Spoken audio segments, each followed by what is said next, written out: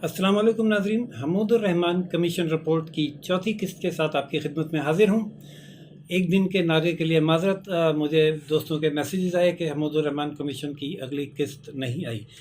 पेश खिदमत है हमूदुर रहमान कमीशन की चौथी रिपोर्ट। नाज़रीन, शेख मुजीबर रहमान ने 10 जनवरी को अपनी रिहाइश गाह के बाहर जमा होने वाले हंगामी वर्करों से कहा कि तुम्हें बांग्लादेश मुबारक हो। अगर तुम लोग अवामी लीग को इस कदर भारी मैंडेट से कामयाब ना कराते तो तुमको वो मगरबी पाकिस्तान वाले कुत्ते की मौत मार देते। ये अल्फाज थे शेख मुजीबर रहमान के बंगालियों से इलेक्शन जीतने के बाद। मशरक़ी पाकिस्तान के गवर्नर एहसन ने 10 जनवरी 1971 को शाम ढाका से सदर याह्या खान को एक टॉप सीक्रेट रिपोर्ट भेजी, जिसमें कहा गया था कि किसी किस्म की ताख़ीर किए बगैर फ़ौजी क़यादत शेख मुजीबर रहमान से मुलाकात करे और अवामी लीग को बावर कराया जाए कि इसकी भारत नवाज़ पॉलिसी के बायस हुकूमत इंतहाई इक़दाम पर मजबूर हो जाएगी। चुनांचे 12 जनवरी को शेख मुजीबर रहमान ने ऐवान सदर में याह्या खान से मुलाकात की। याह्या खान ने शेख मुजीबर रहमान से कहा कि तुम कामयाब तो हो ही चुके हो, इसलिए बेहतर होगा कि अपने मंशूर में तब्दीलियाँ करके इसे मगरबी पाकिस्तान के लिए भी काबिल कबूल बनाओ। शेख मुजीबर रहमान ने जवाब दिया, सर आप बताएं कि 6 नुकात में ख़राबी क्या है। याह्या खान ने मशवरा दिया कि वो इस सिलसिले में मगरबी पाकिस्तान के कायदीन से रब्ता करें। नाज़रीन, इससे पहले 3 जनवरी को अवामी लीग ने रेस कोर्स ग्राउंड में शेख मुजीबर रहमान ने रेस कोर्स ग्राउंड में जश्न मनाने के लिए एक जलसा आम के प्रोग्राम का ऐलान किया।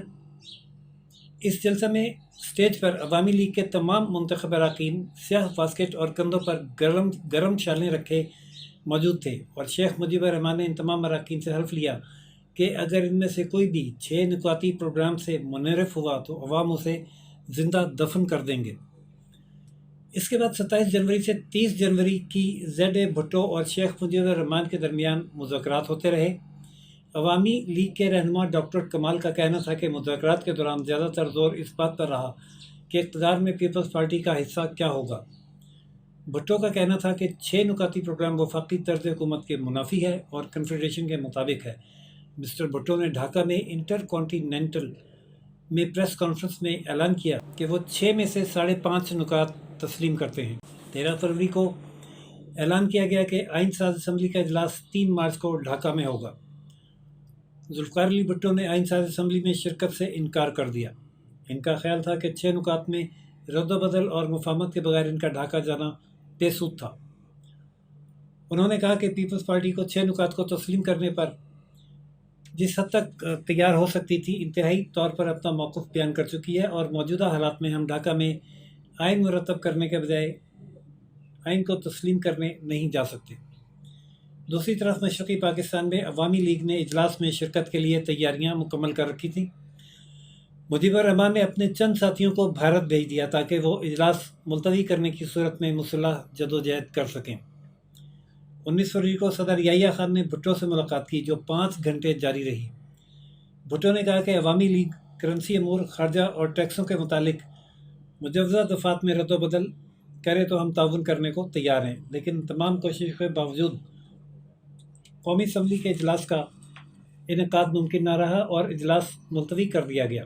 दोनों बाजुओं के लीडर अफ़ाम तफ़हीम के ज़रिए किसी नतीजे पर पहुँच सकें।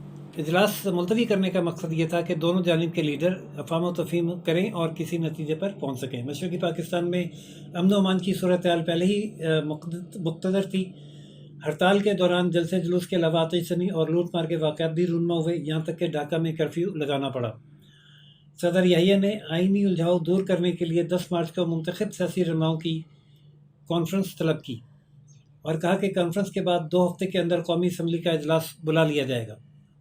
जुल्फ़िकार अली भुट्टो ने कॉन्फ्रेंस में शिरकत करने का फ़ैसला किया क्योंकि याह्या खान से वादा कर चुके थे। अलबत्ता नूरुल अमीन और शेख मुजीबर रहमान ने दावत मुस्तरद कर दी। इससे सदर याह्या खान की कोशिशों को धचका लगा। उन्होंने 6 मार्च को अपनी नशरी तकरीर में अफसोस का इजहार करते हुए कहा कि हुकूमत ने इक़्तिदार की पुरअमन मुंतक़ली के लिए जो भी कोशिशें की, बाद सियासतदानों ने इसकी राह में रुकावटें खड़ी की। मशरक़ी पाकिस्तान में तक़रीबी अनासर गलियों बाज़ारों में निकल आए और बेगुनाह लोगों के जान व माल पर हमले शुरू कर दिए। पहले यह तासुर दिया गया कि वो कॉन्फ्रेंस को नापसंद नहीं करेंगे, लेकिन बाद में शिरकत से इनकार कर दिया। یحییٰ خان نے قومی اسمبلی کا اجلاس 25 مارچ کو طلب کر لیا۔ 6 مارچ کو صدر یحییٰ خان نے جنرل ٹکا کو مشرقی پاکستان کا گورنر نامزد کر دیا۔ اگلے روز شیخ مجیب الرحمان نے ایک بڑے جلسہ عام میں 25 مارچ کے قومی اجلاس میں شرکت کے لیے پیش کی شرائط رکھ دیں۔ وہ شرائط یہ تھیں: ملک سے مارشل لا اٹھا لیا جائے، فوج بیرکوں میں واپس جائے، عوام اقتدار کے نمائندوں کے حوالے کر دیا جائے، مغربی پاکستان سے مشرقی پاکستان فوج بھجوانے کا سلسلہ بند کیا جائے، امن و امان کی صورتحال بہتر بنانے کا فرض بنگالی پولیس کو سونپ دیا جائے، مشرقی پاکستان میں فائرنگ کے واقعات کی تحقیقات کروائی جائے۔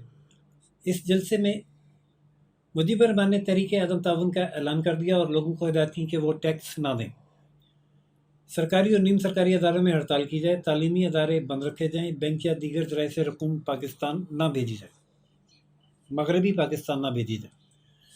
ڈھاکہ میں خانہ جنگی شروع ہو چکی تھی، فوج پر حملے ہو رہے تھے، غیر بنگالیوں کو ڈھونڈ کر قتل کیا جا رہا تھا، بنگالی عوام منہ زور گھوڑے کی طرح چل رہے تھے اور ان کی لگامیں عوامی لیگ کے ہاتھ میں تھیں۔ اس صورتحال میں بعض سیاستدانوں نے یحییٰ خان کو مشورہ دیا کہ وہ عبوری دور کے لیے ایک آئین تشکیل دیں، جب اسمبلی اپنا آئین تیار کر لے تو وہ کالعدم ہو جائے، اور دوسری صورت یہ تھی کہ 1956 کا آئین بحال کر دیا جائے۔ 16 مارچ کو یحییٰ خان ڈھاکہ پہنچے۔ وہاں شیخ مجیب الرحمان نے تاثر دینے کی کوشش کی کہ وہ صدر مملکت کے بجائے کسی مہمان سے گفتگو کر رہے ہیں۔ عوامی لیگ نے یحییٰ خان کو اپنا تیار کردہ آئین کا مسودہ دیا، جس پر تفصیل کرنے کے لیے یحییٰ خان صاحب کو 48 گھنٹے دیے گئے، اور اس میں مشرقی پاکستان کے بجائے بنگلہ دیش لکھا گیا۔ مجیب کا کہنا تھا کہ ہمارے مطالبات کو تسلیم کرنا ہوگا، دوسری صورت ممکن نہیں ہے، بنگلہ دیش کے عوام اب کسی قوت کے سامنے سر نہیں جھکا سکتے۔ 26 صفحات پر مشتمل اس آئینی دستاویز میں کہا گیا تھا کہ یہ مشرقی پاکستان کے درمیان آئندہ تعلقات اب کنفیڈریشن کی بنیاد پر ہوں گے۔ اس دستاویز کے پہلے حصہ میں مارشل لا اٹھانے کے ساتھ ساتھ عوامی لیگ کے 6 نکات پر مبنی تجاویز تھیں۔ دوسرے حصے میں 1962 کے آئین میں مرکز اور صوبوں کے درمیان سبجیکٹس کی تقسیم کے بارے میں تجاویز تھیں۔ یہ تجاویز مجوزہ آئین تھا جو عوامی لیگ کی جانب سے ملک کو عطا کیا جا رہا تھا۔ یہ بات طے تھی کہ عوامی لیگ اپنی اکثریت کے بل بوتے پر یہی آئین منظور کرے گی۔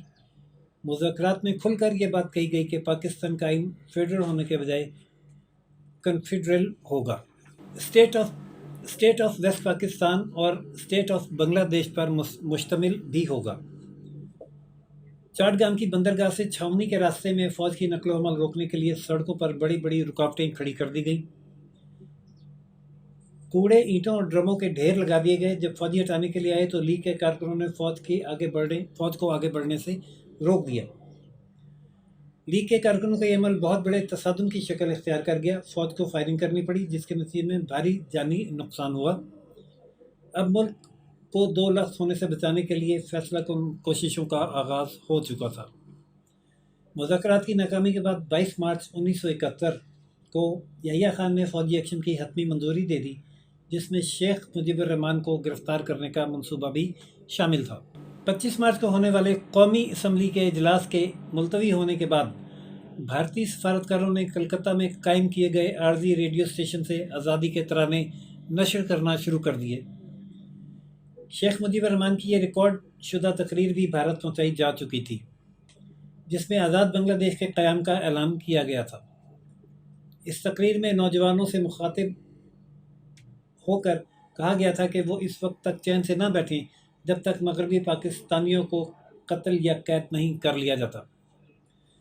شیخ مجیب الرحمان کا منصوبہ یہ تھا کہ یحییٰ خان کو اپنی رہائش گاہ پر مدعو کر کے گرفتار کر لیا جائے، لیکن اس منصوبے کا ملٹری انٹیلیجنس کو بروقت پتہ چل گیا اور یحییٰ خان فوری طور پر سری لنکا کے راستے مغربی پاکستان روانہ ہو گئے۔ 23 مارچ 1940 کو بنگالی رہنما AK فضل الحق کا پیش کردہ ریزولوشن منظور کر کے مسلمانوں نے ہند کے لیے علیحدہ وطن کا مطالبہ کیا گیا تھا۔ यही वो दिन पाकिस्तान बनने के बाद हमारा कौमी दिन करार पाया जो हम हर साल कौमी सतह पर मनाते हैं। लेकिन इस मरतबा 23 मार्च 1971 को ये दिन मशरक़ी पाकिस्तान में मुख्तलिफ अंदाज से मनाया गया। न इस रोज़ कौमी तराना बजा, न मशरक़ी पाकिस्तान की अवाम ने पाकिस्तान जिंदाबाद का नारा लगाया, पाकिस्तान के परचम नजर आतिश किया गया, गैर बंगालियों के घरों पर हमले किए गए और ख़वातीन को जिनसी तशद्दुद का निशाना बनाया गया। इस रोज़ पूरे मशरक़ी पाकिस्तान में ज़िंदगी मफलूज रही। मगरबी पाकिस्तान सियासतदानों ने मशरक़ी पाकिस्तान की सूरत हाल की तरफ कोई तवज्जो न दी। मगरबी पाकिस्तान के सियासतदानों ने मशरक़ी पाकिस्तान की सूरत हाल की तरफ कोई तवज्जो न दी। ना ही किसी ने दस्तूर साज असम्बली के इजलास के इल्तवा पर एतराज़ किया और ना ही याह्या खान को पाकिस्तान की तबाही और बर्बादी से बाज रखने की कोशिश की और ना ही शेख मुजीब रहमान से मुफाहमत के लिए संजीदा कोशिश की। नाज़रीन, आज के एपिसोड यहीं तक। कल के एपिसोड में अगले चैप्टर से आपको आगाह करेंगे, जिसमें इन तमाम कोशिशों को इस तमाम सूरत हाल से निमटने के लिए ऑपरेशन शुरू किए जाने के बारे में तफसीलात शामिल हैं। अब तक के लिए महमूद रहमान कमीशन रिपोर्ट से इतना ही। इजाज़त दीजिए राशिद बीब को। चैनल लाइक, सब्सक्राइब और शेयर करना ना भूलिएगा। अल्लाह हाफ़िज़।